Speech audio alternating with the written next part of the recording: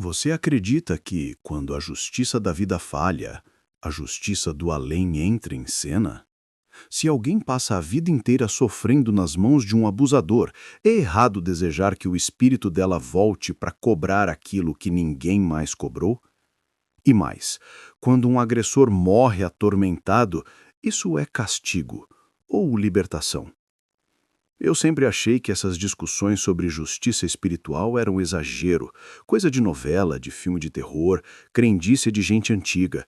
Mas hoje eu conto essa história porque eu vivia algo que eu jamais conseguiria acreditar se outra pessoa tivesse me contado. Meu nome é Ivan, e eu cresci em uma casa onde o medo era tão presente quanto o ar que a gente respirava. Minha mãe, Dona Helena, era uma mulher doce, silenciosa, uma alma que carregava tristeza nos olhos e força nos ombros. Mas essa força nunca foi usada para viver, e sim para aguentar. Porque o meu pai, bem, ele era o tipo de homem que muitos chamariam de duro, bruto, severo. Eu chamo de cruel. Eu não sei o que dói mais, lembrar da minha mãe suportando tudo calada ou lembrar que eu era só uma criança e não podia fazer nada. Minha irmã mais velha saiu de casa o mais cedo que pôde e eu fiquei. Fiquei porque sentia que se eu fosse embora, minha mãe estaria sozinha naquele inferno. Só que por mais que eu quisesse proteger ela, o destino corre mais rápido do que a gente. E quando ela morreu, eu achei que o sofrimento tinha terminado. Eu estava errado. Na verdade, era só o começo. Quando eu penso na minha infância, não lembro de jogos, risadas ou aniversários. Lembro de portas batendo. Lembro do barulho seco da mão dele acertando minha mãe. Lembro de me encolher atrás da mesa, tapando os ouvidos e contando até 1000, esperando o silêncio voltar. Cresci assim, preso dentro de um cenário de guerra que ninguém via. Minha irmã fugiu cedo. Foi trabalhar, casar, ter a vida dela, e eu não a culpo. Ela também era só uma menina tentando sobreviver. Mas quando ela se foi, tudo ficou ainda mais pesado para mim e para minha mãe. Eu me tornei o escudo dela, mesmo sem ter força, idade ou coragem para isso. Um garoto tentando proteger uma mulher adulta de um monstro que dormia a poucos metros do nosso quarto. As pessoas não falam sobre isso, mas crescer com medo molda quem você é. Torna sua respiração curta, sua coluna curvada. Você aprende a ouvir os passos, a interpretar silêncios, a medir cada palavra para não causar uma explosão. E eu aprendi cedo que paz era sempre o momento antes do caos, nunca depois. A casa era antiga, úmida, cheia de sombras que pareciam se mover quando a luz da rua piscava. Às vezes eu imaginava que até as paredes choravam com ela. Eu rezava para o tempo passar rápido, para crescer logo e conseguir tirar ela dali. Mas nada nunca aconteceu como eu queria. Ela sempre dizia que casamento era para sempre, que juramento no altar não se desfaz, que Deus não abandona ninguém. E eu olhava para ela pensando, se Deus não abandona ninguém, por que ele nunca entrava naquela casa?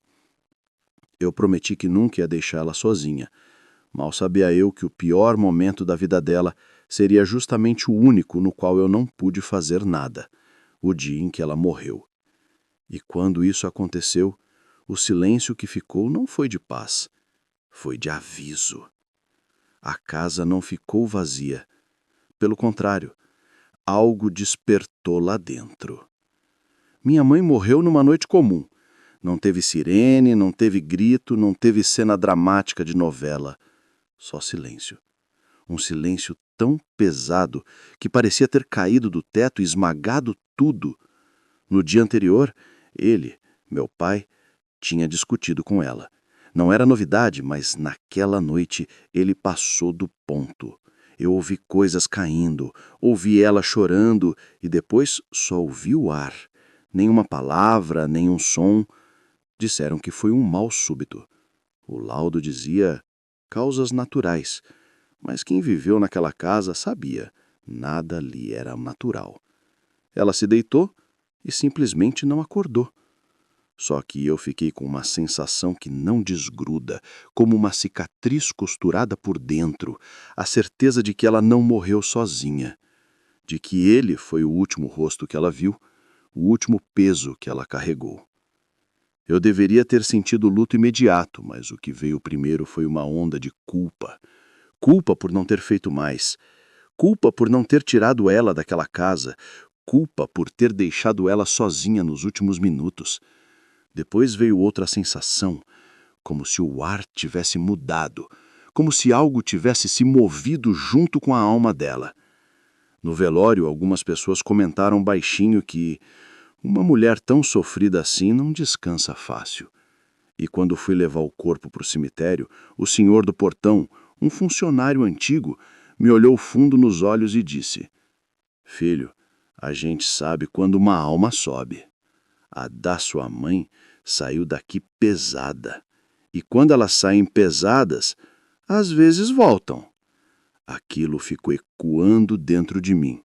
Eu tentei ignorar, tentei racionalizar, mas quando voltei para casa naquela noite, senti o cheiro de talco que minha mãe usava.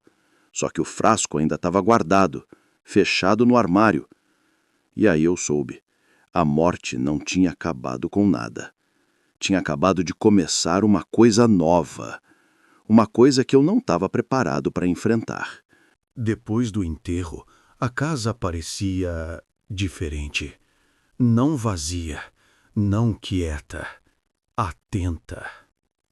Como se cada parede estivesse respirando comigo, esperando meus passos, observando. Eu nunca fui religioso, mas naquele momento eu não tinha crença, só instinto. E meu instinto dizia que eu não estava mais sozinho ali. Na primeira noite, eu tentei dormir no quarto que sempre foi meu, o quarto ao lado do dela. Dormi de lado, virado para a parede, como se isso pudesse me proteger do que eu não queria ver. Eu ainda conseguia sentir o cheiro dela, não só o talco, mas o cheiro do travesseiro, do creme que ela passava no rosto. Cheiro de mãe, cheiro de lar, cheiro de despedida. Acordei com o som das gavetas da cozinha abrindo, não uma ou duas, todas, uma sequência seca, forte. Tac, tac, tac. Como se alguém estivesse vasculhando tudo, com pressa, com raiva ou com desespero. Corri até lá pensando que meu pai estava tendo um surto, mas encontrei somente o vazio. Todas as gavetas abertas, todas. Ele estava na sala, sentado, olhos arregalados. Não piscava, não respirava fundo, só murmurava: "Helena, não faz isso! Helena, por favor!" Eu queria sacudir ele, perguntar o que estava acontecendo, mas a minha voz travou. Sabe quando a garganta vira pedra? Foi assim. Fiquei parado ali, olhando para um velho que pela primeira vez parecia pequeno. Não forte, não bravo. Pequeno, frágil, apavorado. Voltei para a pia e comecei a lavar uma louça que nem estava suja. Qualquer coisa para me sentir vivo, útil, com controle. Foi quando ouvi o arrastar de uma cadeira atrás de mim. Lento, pesado. Eu me virei, esperando ver meu pai sentando, mas não tinha ninguém. Só a cadeira, puxada para fora da mesa. E naquele segundo, o ar ficou gelado. Eu queria acreditar que era cansaço, imaginação, luto. Mas eu sabia. A casa não estava mais só assombrando memórias. Alguém tinha voltado e não veio para observar. Nos dias seguintes, a casa deixou de ser apenas estranha e passou a ser hostil. As coisas que antes pareciam coincidência agora eram intencionais, quase direcionadas. O meu pai começou a ser empurrado quando passava pela porta do quarto. Não tropeços, empurrões. Eu ouvi o corpo dele bater no batente mais de uma vez. No início, achei que ele estava perdendo as forças, ficando doente, ficando velho, até que eu vi. Eu estava na sala e ele estava indo para a cozinha. Ele se virou para falar algo comigo, os olhos fundos, sem brilho, e de repente o corpo dele foi lançado para trás, como se alguém tivesse dado um empurrão no peito dele. Ele caiu no chão, duro, assustado, os olhos arregalados de medo puro. Ele começou a gritar, não como um homem, como um menino, desesperado. Helena, para! Helena, por favor! Eu congelei. Meu próprio corpo não me obedecia. Eu só conseguia olhar para o vazio atrás dele. Um vazio que parecia cheio, denso, vivo. Eu juro, era como se o ar tivesse peso, como se tivesse alguém ali, de pé, respirando devagar, observando. E de repente, coisas pequenas começaram a voar. Uma colher atravessou a cozinha e bateu na parede. Um copo caiu da bancada sem ninguém tocar. Não era aleatório, era raiva, raiva direcionada. Eu sabia o que ele tinha feito a vida inteira, sabia o que ela tinha sofrido, mas ver aquilo, ver ele sendo castigado por algo que eu não podia controlar, me deixou dividido. Parte de mim queria que ela continuasse, parte queria correr longe daquele lugar, e outra parte, uma parte que eu não gosto de admitir, sentiu justiça. Ainda assim, eu tentei falar com ele. Eu precisava entender se ele via o que eu não via. Pai, o que você está vendo? Ele ficou pálido, trêmulo, olhando para um ponto fixo, como se algo estivesse bem na frente dele, invadindo seu ar, seu espaço, sua alma. Ela está aqui, ele sussurrou. Ela não vai me deixar ir. Ela veio buscar o que eu tirei. E naquele momento, eu percebi duas coisas terríveis. Primeiro, ele não estava ficando louco. Segundo, a minha mãe não estava ali para consolar ninguém. Ela tinha voltado para acertar contas. Depois daquela noite, eu parei de tentar entender racionalmente o que estava acontecendo. Não era delírio, nem histeria, nem culpa. Era presença. Era intenção. E aquilo estava crescendo, ganhando força, se alimentando do medo que impregnava aquela casa havia décadas. A primeira vez que ela apareceu para mim não foi acordado, foi num sonho. Mas não era um sonho qualquer. Eu senti o peso, a textura, o frio do lugar. Não havia cenário, não havia chão, só um vazio branco, silencioso, parado no tempo. E do nada, ela surgiu. Uma mulher, não minha mãe, vestindo branco. Parecia uma enfermeira antiga ou uma governanta de outro século. Rosto pálido, expressão séria, olhar profundo, mas sem hostilidade. Ela não caminhou até mim, ela simplesmente estava ali, como se tivesse sido esculpida no ar. Ivan, disse com voz baixa, mas clara como se a fala ecoasse dentro da minha cabeça e não pelos meus ouvidos. Hoje o passado volta. Você não deve participar. Tranque seu quarto. Não abra por nada. Minha boca não se movia, mas minha mente gritava perguntas que não saíam. Ela ergueu a mão, pedindo silêncio. Não é com você. Não carregue o que não pertence. Deixe-o enfrentar o que plantou. Eu senti um arrepio subir da minha nuca até o couro cabeludo. Era como se aquela mulher estivesse segurando o meu destino por um fio que ela podia cortar se eu tentasse interferir. Tranque a porta, ela repetiu, e não olhe. Quando eu acordei, meu coração estava batendo como se eu tivesse corrido uma maratona. Eu sabia que não era só um sonho, não era um aviso simbólico, era uma instrução, um comando. E antes de levantar da cama, um último pensamento atravessou minha cabeça. Não sei se meu ou dela. Hoje, alguém vai pagar uma dívida antiga. Se você está acompanhando essa história até aqui e quer mais relatos sobrenaturais como esse, aproveita agora e já se inscreve no canal e deixa seu like. Isso me ajuda muito a continuar trazendo essas histórias reais e assustadoras para vocês. Naquele dia, tudo que eu podia fazer era obedecer. Naquela noite, fiz exatamente o que me pediram no sonho. Tranquei a porta do meu quarto. Deitei na cama, de lado, virado para a parede. Pedi em silêncio para que aquilo fosse só paranoia, luto, mente cansada. Mas o que aconteceu depois, ninguém pode me convencer que foi só imaginação. Pouco depois da meia-noite, ouvi passos pesados no corredor. Arrastados, irregulares, como se alguém mal conseguisse ficar de pé. Depois, o barulho de algo caindo. Um objeto? Um corpo? Não sei. Meu coração batia tão alto que era difícil distinguir sons externos dos internos. Então, começaram os gritos. Helena, sai! Sai daqui! Me deixa! Me deixa! A voz do meu pai não era humana. Era rouca, desesperada, molhada de choro e ódio misturados. Ele não estava só assustado. Estava sendo caçado, punido. Eu podia ouvir móveis arrastando, portas batendo, vidros quebrando. A casa inteira parecia estar em guerra. E eu, trancado ali, impotente, obedecendo um aviso que eu mal entendia. Em certo momento, ele começou a bater na minha porta. Não socos fortes, mas pancadas trêmulas, implorando ajuda. Ivan, me ajuda, por favor!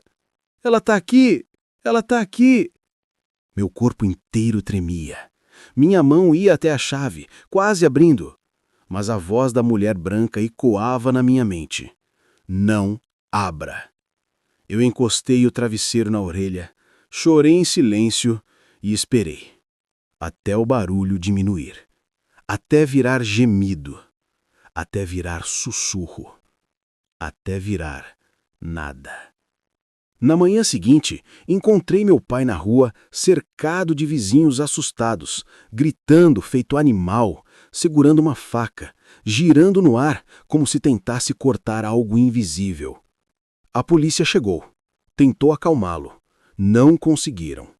Ele foi algemado, colocado na viatura, mas nem assim ele parou de gritar o nome dela. Helena! Não! Para! Me perdoa! Nunca vou esquecer o olhar dos vizinhos. Não era pena, não era curiosidade, era medo. Porque mesmo sem ver, eles sentiram. A partir daquele dia, ele nunca mais voltou para casa. E eu nunca mais olhei para aquele corredor da mesma forma. Depois daquele surto, meu pai foi internado em uma ala psiquiátrica. Eu visitei uma vez, só uma. E juro que nunca imaginei sentir aquilo que senti. Ele não estava doente da mente. Estava esvaziado da alma. Um saco de pele sustentado por medo. Olhos fundos, lábios rachados, corpo tremendo sem parar. Ele encolhia no canto da cama, como um animal acuado. Não falava meu nome, não reconhecia ninguém. Só murmurava, repetindo como um mantra, como se estivesse tentando convencer algo, ou alguém. Helena, me solta! Por favor! O médico disse que ele falava esse nome todas as noites, sempre no mesmo tom, sempre com o mesmo pavor. Eles tentaram medicação, sedação, contenção, mas nada adiantou.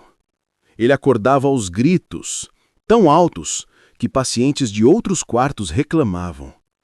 Era como se o corpo estivesse ali, mas a mente estivesse presa em outro lugar, em outra sala, em outra noite, com outra presença.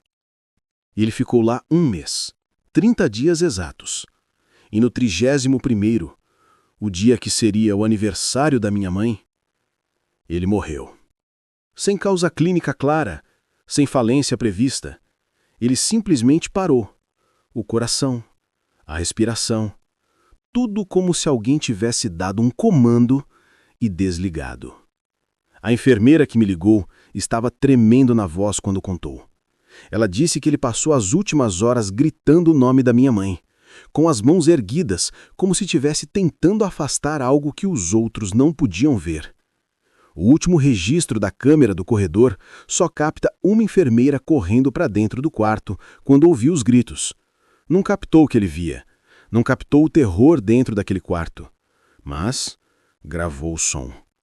E até hoje eu escuto a gravação às vezes quando quero lembrar que aquilo foi real. No último segundo do áudio, depois do grito final dele, dá para ouvir um sussurro. Baixo, frio, feminino.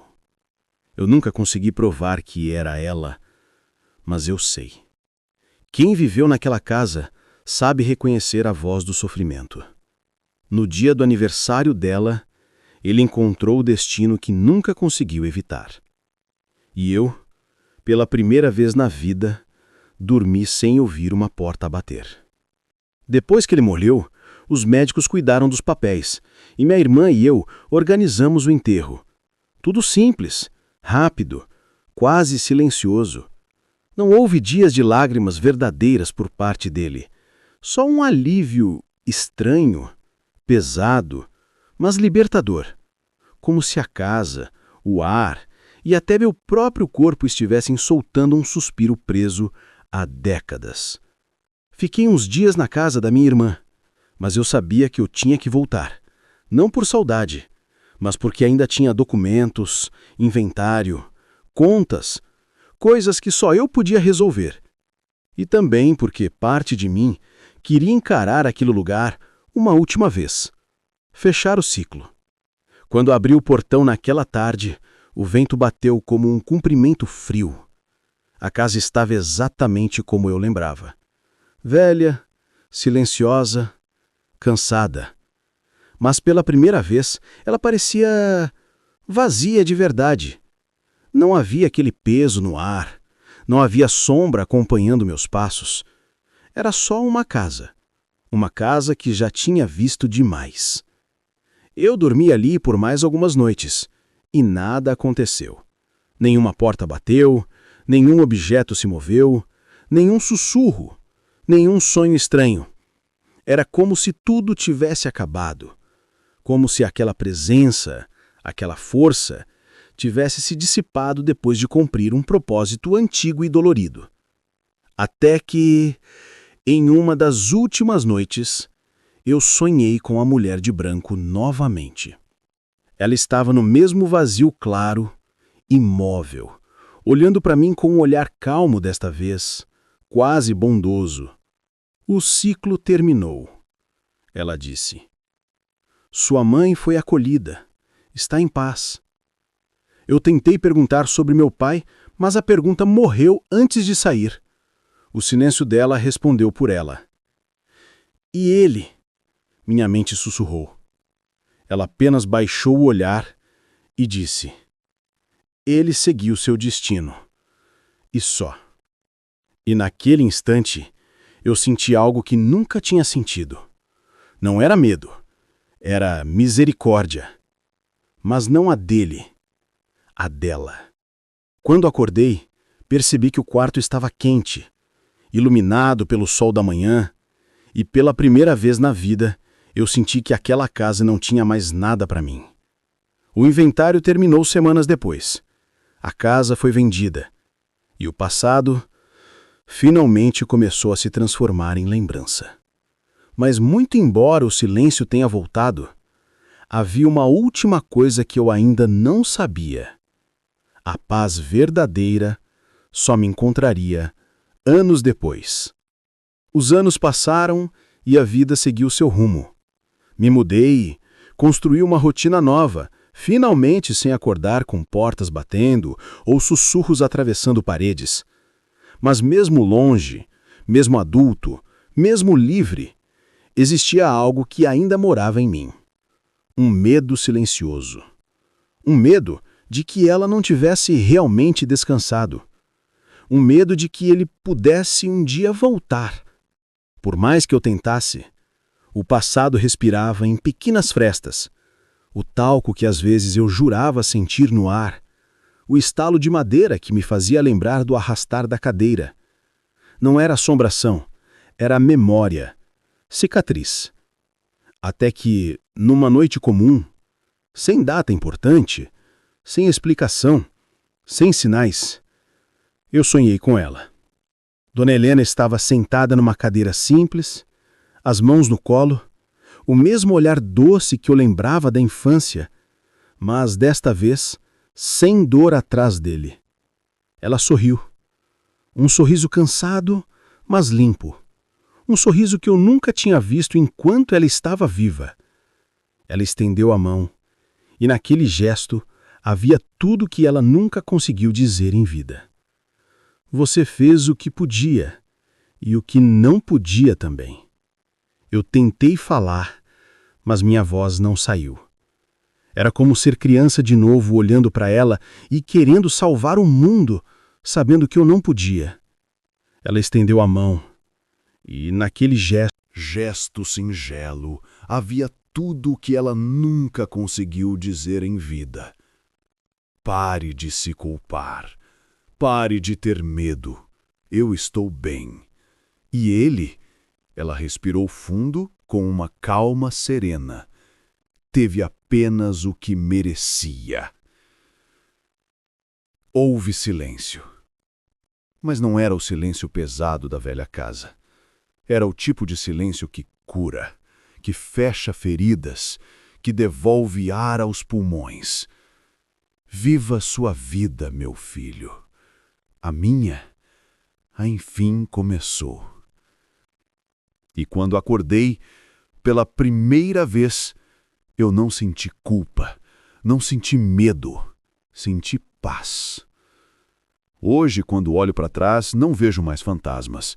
Vejo uma história que terminou como precisava terminar, com justiça, com descanso e com um amor sobrevivendo ao horror. E se você me perguntar se eu acredito em assombrações, eu acredito em justiça, a do mundo e a que existe além dele. Feliz Halloween! Que hoje, mais do que temer o que pode voltar, a gente honre o que finalmente pôde partir. Se você gostou dessa história e quer mais relatos do além, curta o vídeo e se inscreva no canal. A noite é longa e eu ainda tenho muito para contar.